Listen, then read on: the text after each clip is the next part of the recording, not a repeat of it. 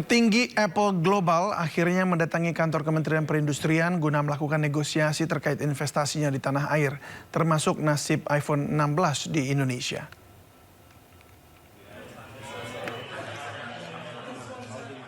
Bos Apple atau Vice President of Global Policy Apple Nick Eman bersama timnya akhirnya mendatangi Kementerian Perindustrian guna melakukan negosiasi keberlanjutan penjualan produk Apple di tanah air. Selain membentuk tim teknis yang dipimpin oleh Dirjen Industri Logam Mesin Alat Transportasi dan Elektronika, pemerintah melalui Kemenperin mendorong Apple untuk melakukan pembangunan fasilitas manufaktur di Indonesia. Ada time frame ya yang kita tetapkan. Bisa done deal hari ini, bisa done deal malam ini, bisa done deal besok, bisa done deal next week, ya, bisa next month. Jadi waktu kami tidak tetapkan target. Yang kami tetapkan target itu adalah substansinya. Sementara pihak Apple bersedia mengirimkan perwakilan tingkat tingginya ke Indonesia untuk membahas potensi kerjasama strategis. Just a bit statement about the result of the negotiation.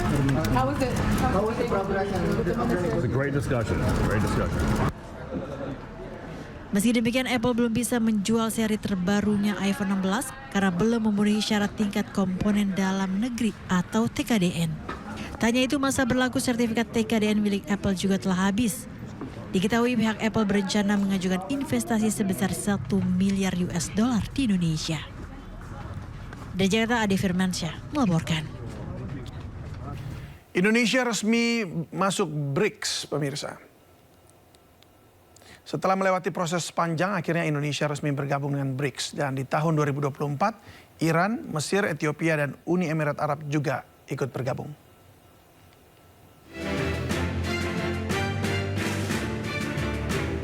Indonesia dinyatakan resmi menjadi anggota penuh Blok Negara Ekonomi Berkembang BRICS.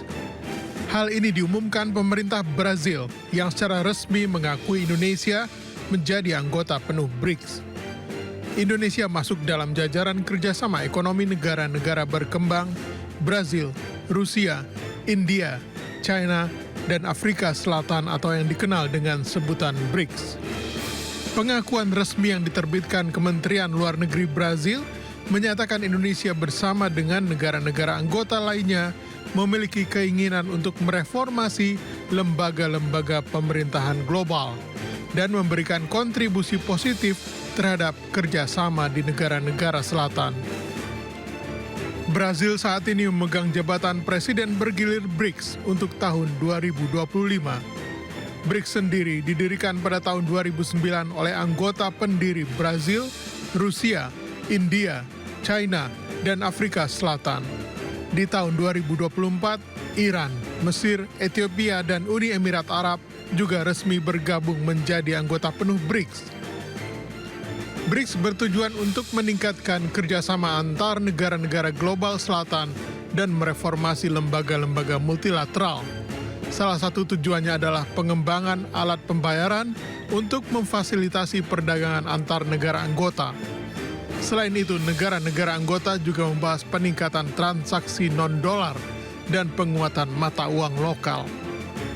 Juru bicara Kementerian Luar Negeri Roliansah Sumirat menegaskan bergabungnya Indonesia ke Blok Negara Berkembang BRICS merupakan langkah strategis memperluas jaringan perekonomian dan perdagangan dengan negara-negara anggota BRICS. Sehubungan dengan informasi mengenai keanggotaan Indonesia di BRICS, dapat saya sampaikan beberapa update sebagai berikut. Pertama, pemerintah Indonesia menyambut baik pengumuman yang diberikan oleh pemerintah Brazil kemarin tanggal 6 Januari waktu Amerika Selatan mengenai keputusan bergabungnya Indonesia sebagai anggota penuh di BRICS. Hal ini tentunya terkait erat dengan keinginan negara-negara BRICS untuk segera menerima Indonesia yang selalu berkomitmen dan juga telah menunjukkan peran aktifnya dalam berbagai macam isu global dan juga penghargaan dan pengakuan dari negara-negara BRICS terhadap komitmen Indonesia untuk memperkuat kerjasama yang lebih inklusif dan berkeadilan. Dan langkah strategis Indonesia juga ini dihargai untuk meningkatkan kolaborasi dan kerjasama dengan negara berkembang lainnya. Sesuatu hal yang selalu kita sampaikan dan kita dorong dalam berbagai kesempatan di forum multilateral. Sebagai negara dengan perekonomian yang tumbuh dan beragam, Indonesia juga tentunya berkomitmen untuk memberikan kontribusi dalam agenda-agenda yang dibahas oleh BRICS itu sendiri, termasuk diantaranya mendorong ketahanan ekonomi, kerjasama teknologi, dan juga kesehatan masyarakat. Dalam kesempatan terpisah, sudah kita sampaikan beberapa kali bahwa BRICS merupakan wadah penting bagi Indonesia untuk memperkuat kerjasama antara selatan-selatan dan memastikan suara dari negara-negara Global South, aspirasi dari negara-negara Global South dapat terwakili dalam proses pengambilan keputusan secara global. Terakhir, Indonesia menyampaikan apresiasi kepada Rusia sebagai ketua BRICS di tahun lalu, 2024, atas dukungan dan kepemimpinannya dalam memfasilitasi bergabungnya Indonesia ke BRICS, dan juga mengapresiasi langkah-langkah yang dilakukan oleh Brazil selaku ketua BRICS di tahun 2025. Kedepannya, Indonesia berkomitmen untuk bekerja sama dengan seluruh anggota BRICS dan pihak-pihak lainnya untuk dapat mewujudkan dunia yang lebih adil, damai, dan sejahtera. Terima kasih. BRICS menarik semakin banyak pendukung dan negara-negara berhaluan yang berbagi prinsip-prinsip dasarnya, yaitu kesetaraan, berdaulat, penghormatan terhadap jalur pembangunan yang Menteri Perindustrian Agus Gumiwang Kartasasmita mengungkapkan para kurator PT Sri Rejeki Isman Tbk atau Sritex yang sebelumnya dinyatakan pilot siap memenuhi undangan Kemenperin untuk membahas hal-hal penting terkait perusahaan dan pekerja.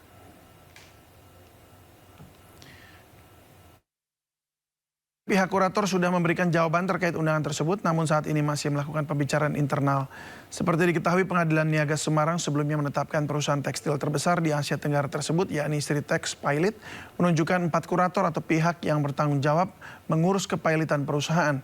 Keempatnya yakni Denny Ardiansyah, Nur Hidayat, Fajar Romi Gumilar, dan Nurma Chandra. Sementara untuk hakim pengawas dalam proses pilot Sritex ialah Haruno Patriadi.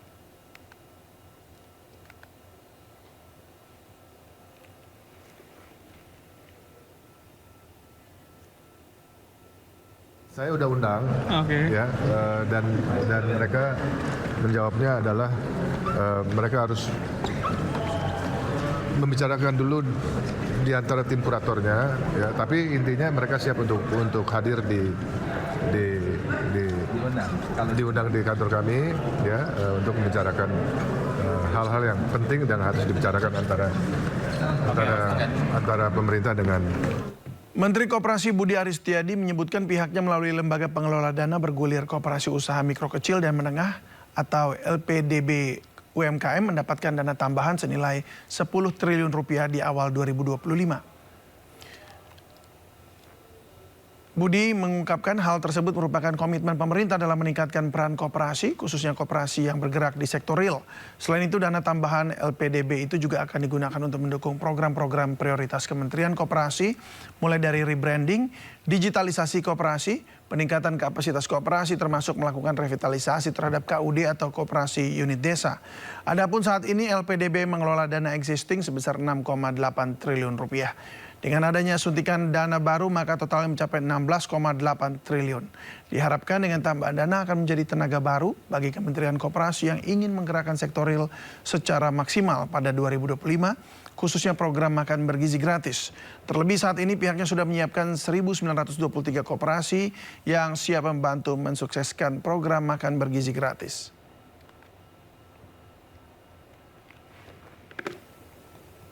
Sistem 6,8. Iya. Jadi ada tenaga baru lah bahwa Presiden, tadi kan saya bilang Pak Presiden nggak main-main. Betul-betul sangat concern, sangat sayang terhadap koperasi. Nah, dana ini berarti dari anggaran? Enggak, ini kan dana bergulir, beda. Bukan habis kan, tapi dikelola. Namanya juga lembaga pengelola dana bergulir. Ada prioritas buat sektor mana aja sih? Ya, pokoknya sektor real. Nanti saya bilang sama Pak Dirut LPDB untuk menggerakkan. Meskipun kinerja APBN di sepanjang 2024 relatif sehat dengan pencapaian positif di sejumlah indikator, di tahun 2025 ini harus perlu optimalisasi keseimbangan antara pendapatan dan belanja negara. Menurut Eko Listianto, Wakil Direktur Indef, keseimbangan APBN menjadi dasar yang kuat dalam menghadapi perekonomian di tahun 2025 ini, di mana tekanan ekonomi global dapat mempengaruhi pergerakan ekonomi dalam negeri. Oleh sebab itu, Indef menilai peran dan fungsi APBN 2025 harus dimaksimalkan secara efektif, tepat sasaran, dan produktif. Bagus kita menjaga yang di dalam negeri dulu ya, bukan berarti mengabaikan luar negeri, tapi karena yang bisa dijaga adalah bagaimana sisi penerimaan dan belanja ini bisa efektif ya. Yang kedua ya, efektivitas belanja ini penting ya, jadi mulailah gitu ya untuk mengefisienkan kegiatan-kegiatan yang tidak punya impact kepada perekonomian ya, hanya sekedar katakanlah kemarin sudah dimulai rapat-rapat dan seterusnya, itu dilakukan di dalam kementerian masing-masing, itu akan lebih bagus ya.